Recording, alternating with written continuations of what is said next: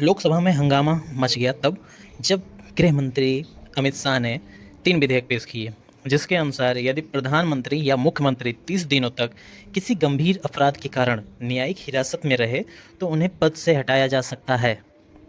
लेकिन इसमें भी एक शब्द बना दिया इन्होंने, बिना किसी दोष सिद्धि के, कोई भी कन्विक्शन नहीं। बस यही मुद्दा था जो लोकसभा में एकदम गर्माहट का माहौल बनाया। सरकार का दावा है कि यह सिविल सेवा के नियमों जैसा है और राजनीतिक भ्रष्टाचार को रोकने का उपाय है, लेकिन विपक्ष इसे बहुत कठोर और दमनकारी मानकर आड़ में राजनीति प्रतिशोध का तंत्र बता रहा है।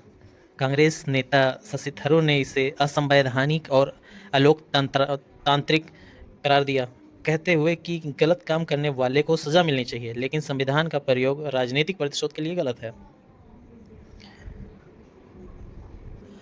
बिल पेश किए जाने के दौरान विपक्ष ने जमकर विरोध जताया।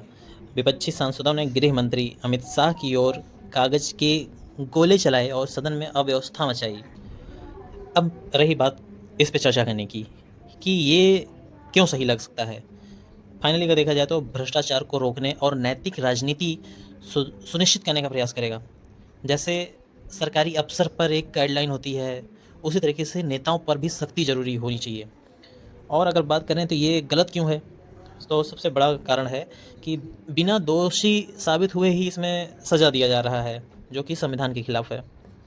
चाहे आप दोषी पाए जाओ या ना पाए जाओ, अगर 30 दिन तक आप हिरासत में रहे तो आपको सज़ा दे दी जाएगी, आप उस पद से हटा दिए जाएंगे। और ये मतलब इसका एक और भी गलत इस्तेमाल होगा राजनीतिक बदले के लिए। झूठे केस करके नेताओं को फंसाया जा सकता है। आप कोई भी पक्ष में हो विपक्ष में हो, अभी कोई सरकार है उसके खिलाफ आप केस कर दो, कोई धोखाधड़ी का जो भी, और फिर अच्छा खासा अगर वो मुद्दा है 30 दिन में सॉल्व हो ही ना पाए तो फिर इस चीज़ का नाजायज़ फ़ायदा उठाया जाएगा, उसको उसके पद से हटा दिया जाएगा। और सबसे बड़ी बात क्या है, जनता जिसे चुन के भेज रही है, पीएम बना रही है, सीएम बना रही है, आप उसके जनादेश को इनकार कर रहे हो, मतलब उनका अनादर कर रहे हो ऐसे फैसले ला के। इरादा अच्छा है लेकिन तरीका गलत है, ये ऐसा नहीं होना चाहिए। मेरे ख्याल से इसका जो समाधान है, ऐसे मामले जो होते हैं वो सुप्रीम कोर्ट या हाई कोर्ट की निगरानी में समिति बनाई जानी चाहिए, जो ये तय करेगा कि नेता को पद से हटाया जाए या नहीं।